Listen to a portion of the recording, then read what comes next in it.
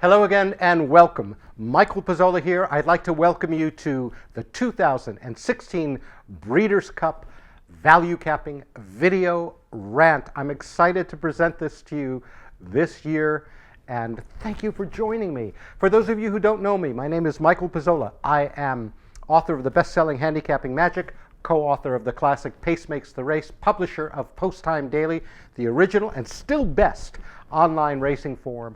I'm publisher of Black Magic handicapping software and the forthcoming Value Capper, which is Black Magic 2.0, under development for the last 5 years. Going to be a game changer. I will have an announcement about that in about a month, about the limited release, probably early 2017. Stay tuned. But let's get on to the Breeders' Cup. This is actually a very good and very interesting Breeders' Cup.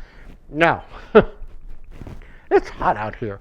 I've been asked to make my analysis a little more succinct. So I've done that as best as I can. As I'm speaking to you, it's Wednesday morning. Now, I did the work on the races Tuesday night, most of it after midnight, so I could get this video made for you in time for the races on Friday. So what that means is I don't have scratches. I don't know if the also eligibles are in. I don't know what the weather is like. A couple 3 races I have dependent on a pace scenario for a horse coming off the pace. If it's wet or sloppy, that will change radically. But I've got to get this video done for you in time for the races. So if the track is fast, the horses that are in there are the horses that are, as I present in the software, that's going to be my approach. I'm going to give you the horses I'll be looking at, the races I will pass, and what prices I will accept. I've taken your notes, and I want to keep this as succinct as possible so you don't have to watch a marathon. So my goal is to get through both cards of races. It's going to take me about a half an hour, okay? Remember, it's not about any one race or any one day. It's about finding horses you like that the public shouldn't.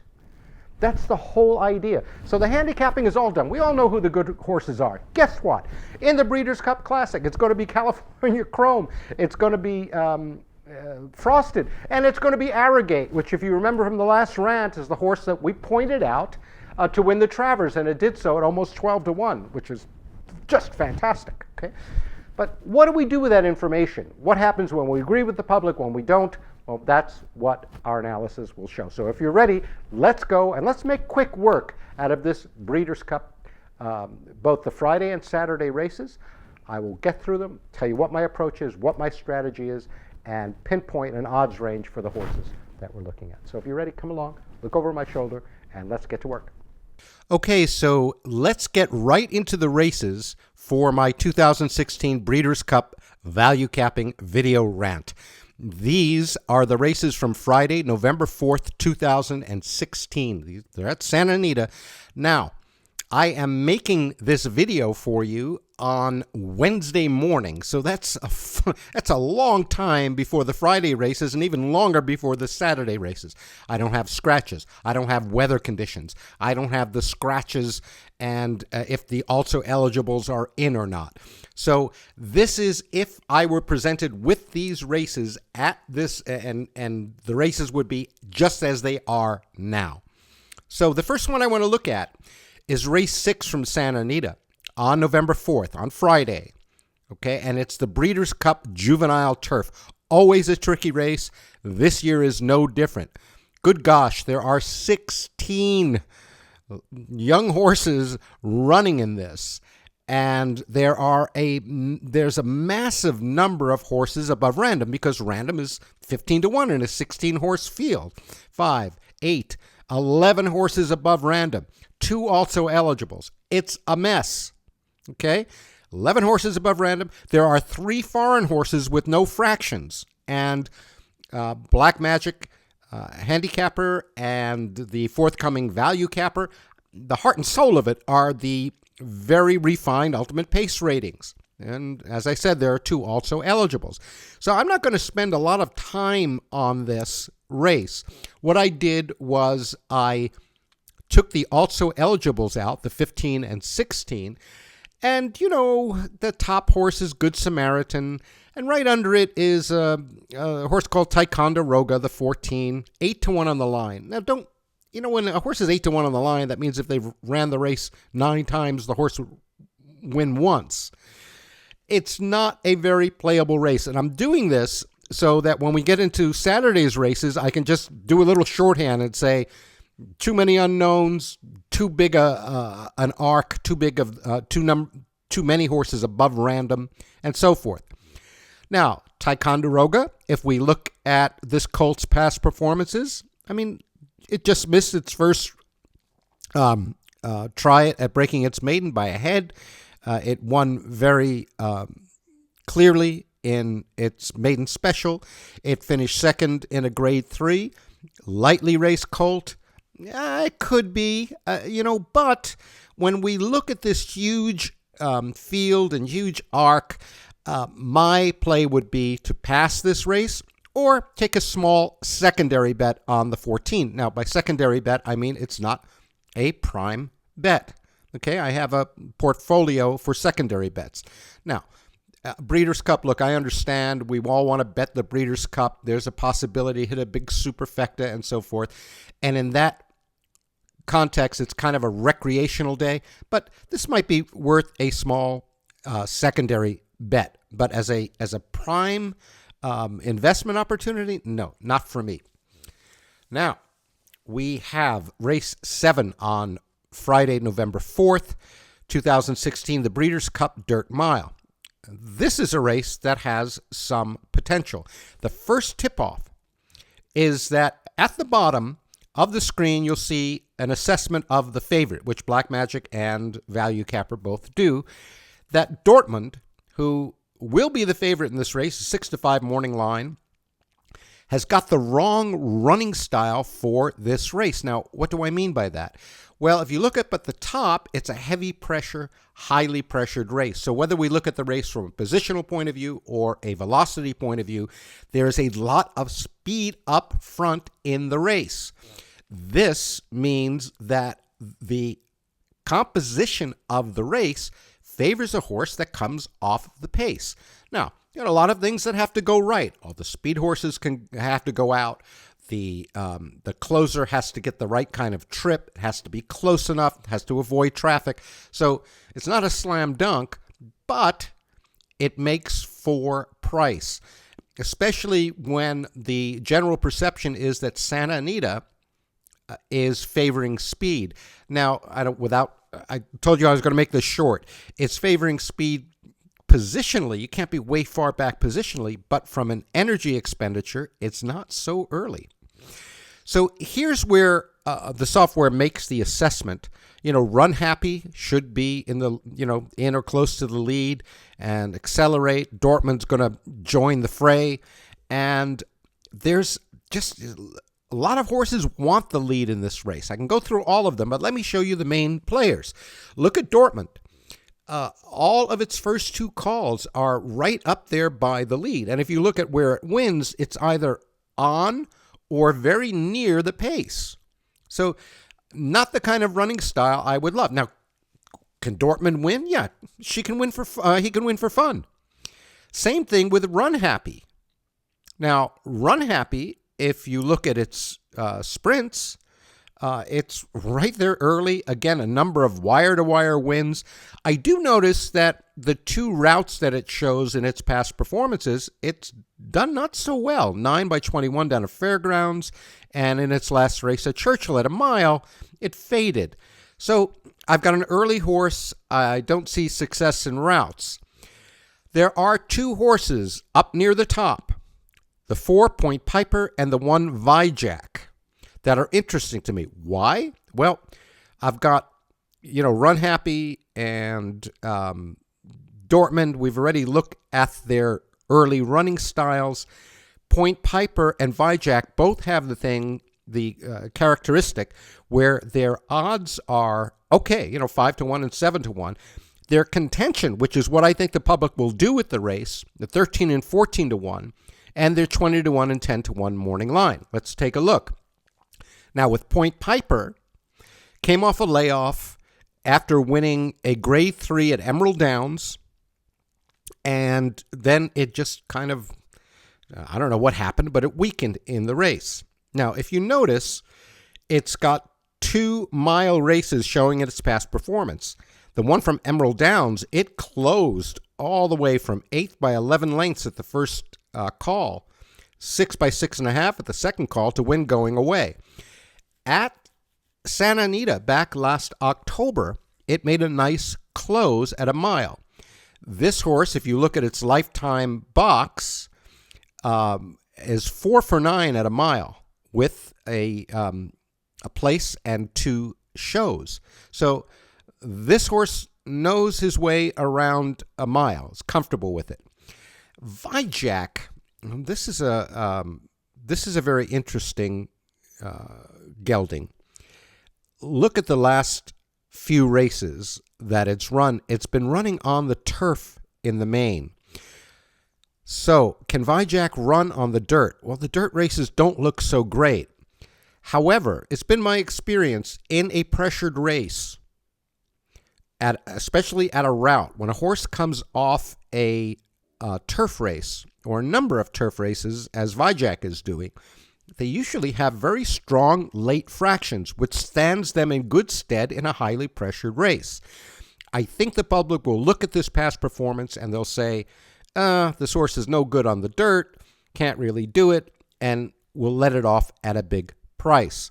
So I will consider an odds range of somewhere around 12 to 15 to 1 on either Point Piper or Vijack. Now, do I prefer one? It's kind of a toss-up. Price will tell.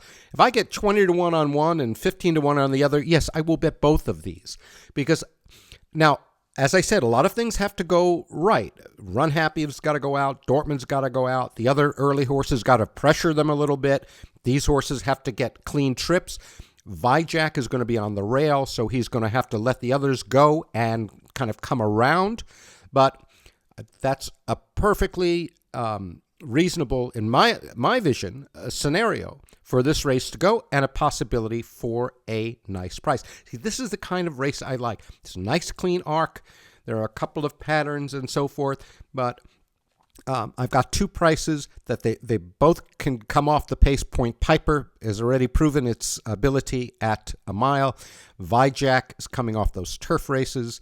I may use the Fulcrum Accelerate in there in some of the exotics, really trying to make a big score if Run Happy and Dortmund both get involved in the pace and run up the track. So that's my assessment on the Breeders' Cup Dirt Mile. Again, here's some shorthand for you. This is the 8th race on Friday, November 4th. It's a 16 filly field. This is the Juvenile filly turf. Again, lots of horses above random. We've got the 16 and also eligible right at the top, 30 to 1. Happy Mesa right below it. Oh boy, this is a real mess of a race. I will probably pass this if one of the 16 or the 10 are in there, maybe a little recreational flyer. But 6 of these fillies have no ratings, and I want to point out to you that they've most of them have been the first time that they've run in this country, or they have only foreign races showing. There are no fractions, so pace handicapper without fractions is like trying to make butter without cream. You just can't do it. So if you look at the bottom of the summary grid there, you'll see that a lot of them strong horses that are considered by the morning line maker. Spainberg is 5 to 1. Roly Poly is 4 to 1. Intricately at 6 to 1. I don't have ratings on these fillies, so that's a pass. If you want to throw a couple of dollars just to watch and have something to root for, grab the 16, the 10, or the 14. Well, 14 is only 9 to 2. Heck with that. So grab one of those long shots. But this is a pass race for me. And again, I'm going to do shorthand. So when we get to Saturday's races, I'm going to say, look, it's like those races we looked at on Friday, just pass. Now, this is a race I think has some potential. This is the 9th race at Santa Anita on November 4th, on Friday. This is the Breeders' Cup Distaff. Love it that there are only 4 horses above random. Love it that I've got both of the favorites. Songbird should be a heavy favorite. Stellar Wind, going to be the second favorite along with Beholder. I've got only 4 horses really to consider. And another thing I like is that I've got a horse or filly or mare at the top, Forever Unbridled. That's 3-1 on my line. That's a good line. 8-1 contention, 12-1 morning line. So there's some potential there. I know, and this is important, that I have properly assessed the favorites in the race. In other words, they're right in there in the mix. And, if this race finishes Songbird, Stellar Wind, or Stellar Wind, Beholder, it's going to pay nothing. It's going to be a $10 exacta. So I'm not so interested in it, but I do have this horse at the top of the line. You'll notice again that the Black Magic software, and ValueCapper will do this as well, will tell you that this favorite, the morning line favorite, has got the wrong running style for the race. Once again, we see a heavy pressured, highly pressured route race. Okay, and Songbird is a very early filly. She is right there on the lead. Most of her wins, she's got a clear lead at the second call. A couple of the wins came from just a little off the pace. But it's got 10 wins in a row. Can anyone beat this filly? Well, I'm going to try. It's got, it's out of Medaglia d'Oro, who I caught at $88 price on one of these rants. So I've got a warm spot in my heart for this little filly. But she might get involved in a pace duel today. And I don't, if there's a gaggle of horses up there, that might not be so good. Now, Stellar Wind can come off the pace. Did so at Keeneland last year in the Breeders' Cup Distaff, the same race, where it closed from 7th to 2nd. But again, we see that it tends to be early, so I see Stellar Wind being just a little off of the pace. Beholder, another very early horse. Here again, I am making a scenario where there are going to be a lot of horses going for the lead, namely the main 3 favorites. Probably Songbird and Beholder be out there. The 5 will be a little off of them. And I'm looking for a closer. Okay, so we see Songbird, Beholder, Stellar Wind, the 5 right behind the 1 and the 8. The 8 and the 5 duking it out. Songbird, if she decides that she feels like running, she'll win her 11th in a row. But there's a closer in the race, and that closer is the horse we have right on top, Forever Unbridled. Okay, remember we had that 3-1, 8-1, 12-1. So how bad does this closer look? Well, not too bad. Today's race, or Friday's race, is at 1 1/8. The last 2 races, she won a Grade 1 last time, closing from 5th at Belmont. At Saratoga, she almost won another Grade 1, also at 1 1/8. You notice those wins that it has back in April and January, back from off the pace. So this is a nice closer. Can it win the race? Sure. Will I need a price? Absolutely. I will take this at a mid-price overlay. I don't mind taking this at 5-1 and up. I've got it at 3-1. I'll take a roughly 50% overlay. Now, why? I don't think you can make a fixed rule out of it. I always take 100%. I always take 50%. I don't take 200%. Whatever. You can't. It's more of a feel and a judgment thing, as I spoke to you about before. This, I've got 3, champions, especially Songbird, but this horse is at the top of my line. It fits the pace scenario of the race. It's the only closer that I see as viable in this race. And so I'm willing to take 5-1. I think this horse is going to go more off at 8 or 9-1. And I like this bet. I will like this bet if they run the race and Songbird wins by 15 lengths and Forever Unbridled finishes at the back of the pack. I don't care. Right now, looking at it in advance, this is a solid value investment. Okay, so, hey, I found one. And that's what I've got for that Friday. Now, on Saturday, oh my gosh, there are so many good races. Good races meaning for a racing fan to watch these champions and these young horses and fillies and colts run. But here's my assessment, okay? Race 1 is the Juvenile Turf Sprint. Races 4 through 12 are all the Breeders' Cup races. Now, you remember I showed you those races where there were a lot of foreign horses, huge number of horses in the arc, so many unknowns, a mile and three-quarter race, and so forth, that make these races, some of these races, very precarious to make a solid bet on. And what I've done is I have gone through all of that, and rather than taking you through it all, and it gets a little tedious, I know, but it's the same kind of analysis that I did in those races for Friday where I said, no, it's too much going on, too many unknowns. I've narrowed these races down to 4.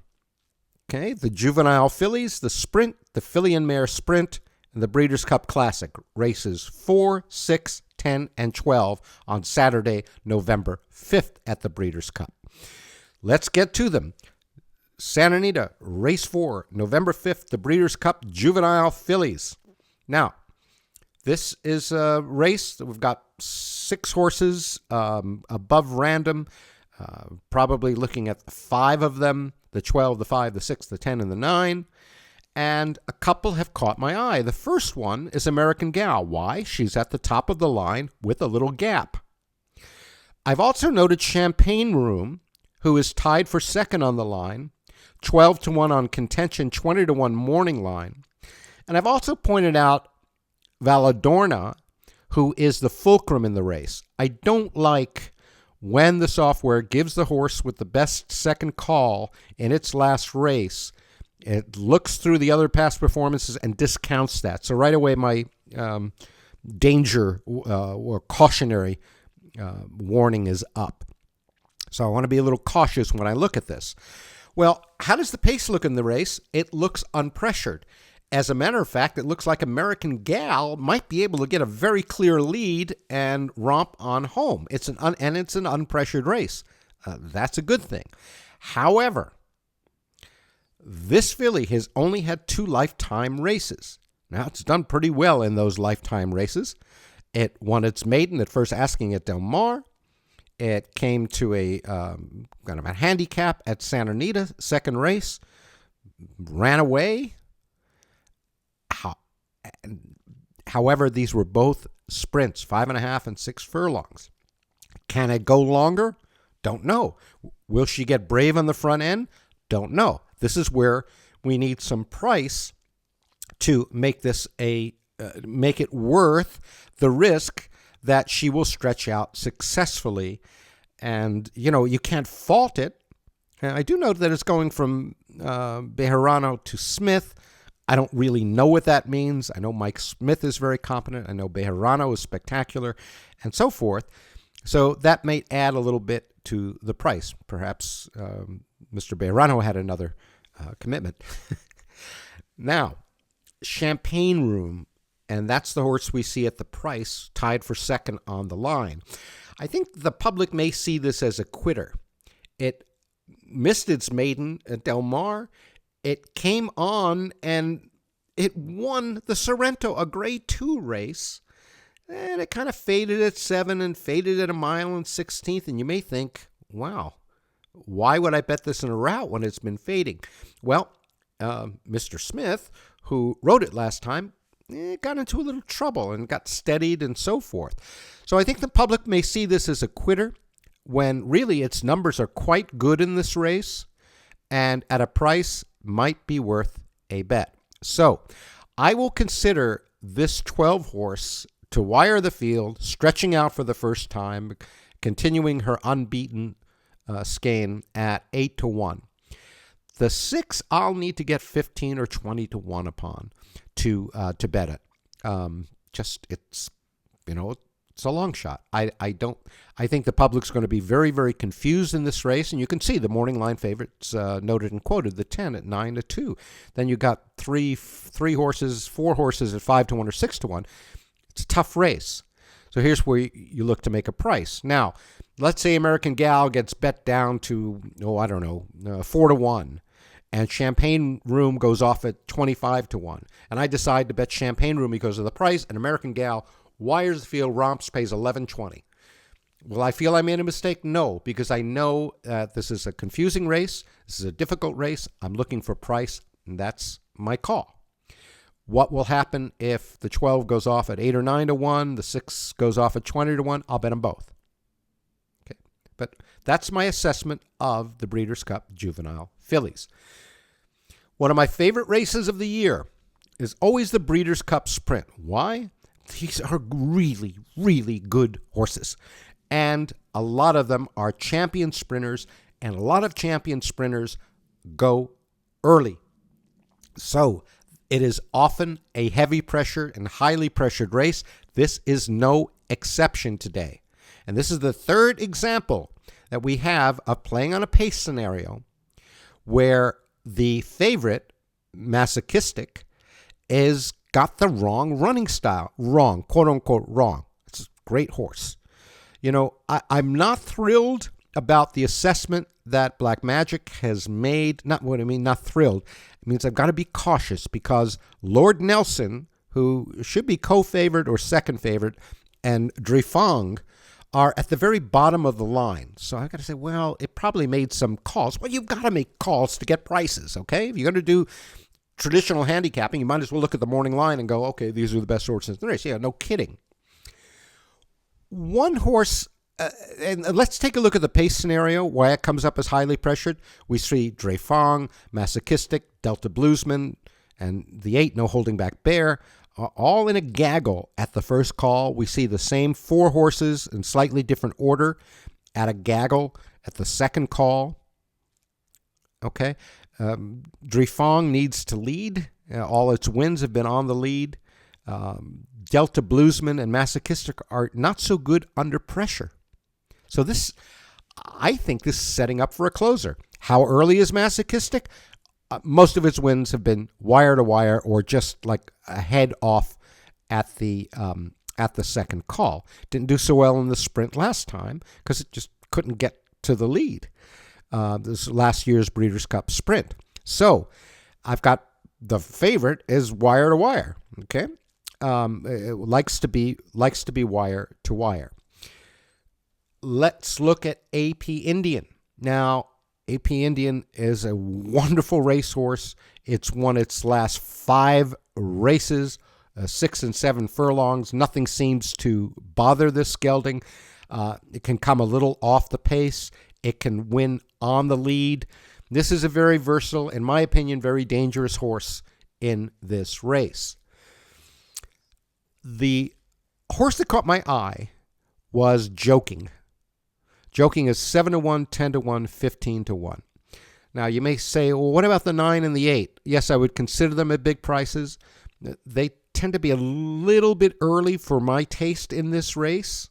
And then I'll show you, I cheated a little bit, and I'll show you my cheat sheet. So, Joking has won his last 4 races, just missed the 5th race, all at 6 furlongs. And note this. Last race it closed from 6-5 back to win. Second race 5 by 4.5 back to win. Third race back 7th to win. Fourth race back 4th to win. This is a closer. It's a closer that's going to be in the mix. I think I'll take the bet that the pace collapses and this horse comes off the pace. Now, I told you about my cheat sheet. I'm giving just a very quick sneak peek, if you will. This is the summary grid from ValueCapper. There's a lot more in the ValueCapper summary grid. I'm only giving you just a little glimpse. And ValueCapper puts Joking right on top. Okay? Above Masochistic, above AP Indian. So I see the early horses going out. I see AP Indian just being off the pace. And I see Joking making a big move from the back. Will he get up? I don't know. But at a good enough price, I will bet it. And what's a good enough price? I think 10 to 1 would be fair on Joking. Now, again, Masochistic wires the field. Lord Nelson, they battle. They finish 1-2. You know, some will, some won't. So what? Next. But if I get a good 10, 12 to 1 on Joking, I think it's an excellent value play. So that's my assessment of the Breeders' Cup Sprint, and I'm looking forward to that race. Now, the 10th race is the Breeders' Cup Filly and Mare Sprint. Here's a situation that you come across often if you've been involved in handicapping at all. You do all this work on the race, and you find that your assessment of the race agrees with the public. And here's a perfect example of that. The top 2 horses, Have You Gone Away? And that's the 2 horse. And the horse, you know what I mean, the filly or mare. The 8 horse, Carina Mia, those are the 2 morning line favorites in the race. 3-1 and 7-2. So what have we done? We have said that our assessment is the same as the public's should be. Remember, in value capping, it's all about finding horses you like that the public shouldn't. Well, here the public should. Yeah, we like these horses. Now, Wonder Gal is interesting. She's 3rd on the line, but, it's far down. She's 9-1 morning line, for gosh sakes.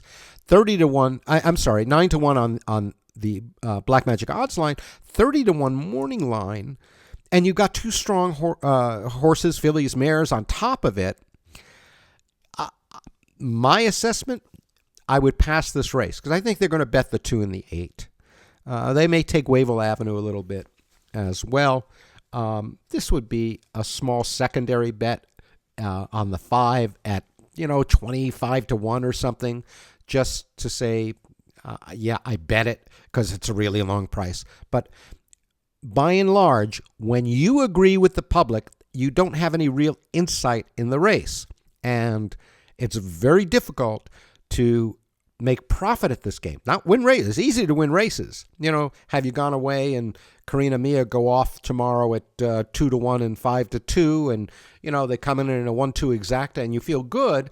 But it's very difficult to hit a lot of those short prices and make a consistent profit. I tend to stay out of those races because I'm looking for horses I like that the public shouldn't. So this will be a pass for me or a small secondary bet. And now the race everyone waits for, the Breeders' Cup Classic. Right on top is Arrogate. And if you remember from the the Travers Rant this year, I gave out Arrogate and it paid 12-1, which is just fantastic. And it's fantastic when it happens on a big day and so forth. And here again, what we just talked about, the 3 morning line favorites. Now, California Chrome, who is just remarkable for an older horse. Arrogate just won the Travers. And we've got Frosted. I mean, why even bother? Those horses, these are champions. I would like to watch this race and cheer. I agree with the public. However, you didn't watch this video to see me agree with the public, so let's see what we can make. Again, we see the morning line favorites, the top 3 morning line favorites, also the 3 horses that the software likes. Now, the reason I brought up Melatonin, we're looking far down on the line. You see it's 7-1, 11-1, 12-1, where these other horses are 7-2, 5-1. These are good horses. But interesting thing about Melatonin, and it's got 3 wins in its last 4 races. 2 of the wins are at the 1.25-mile distance. The Gold Cup that it won last out, the Santa Anita Handicap that it won back in March, and I think the public can get so enamored with Chrome and with Arrogate and with Frosted, they may forget this. They may forget Melatonin. Again, I've got a little cheat sheet. Okay, my cheat sheet, this is from ValueCapper. Again, this is forthcoming. I'll have an announcement soon. We're going to make a first limited release on it and so forth. No surprise, Arrogate and California Chrome are 1-2 at the top. We got Frosted in the mix. Here's a little better, and it brings Keen Ice into the mix. And Keen Ice is designated as a value investment potential. Melatonin as well. It's got a little minus because it's on a brief layoff, basically. If I were going to look for an upsetting horse in this race, I would look to Keen Ice or Melatonin. However, let's take a look at Keen Ice. Keen Ice won the Travers last year. Didn't do so well in the Classic last year, finished 12 lanes back. but it was a beautiful race that he ran in the Travers. Came off a layoff after being over in the Emirates, and didn't do so well over there. It was a little disappointing for Todd Pletcher. Nice prep race last time. It's been working really well. Am I going to beat California Chrome and Arrogate and Frosted? Don't know. Probably not. The sane thing to do is to pass and to cheer on these champions. And if you're looking for a secondary play, I'd look to Melatonin, I'd look to Keen Ice, and I need to get, boxcars 20-1 and more. Okay, so here's a quick recap.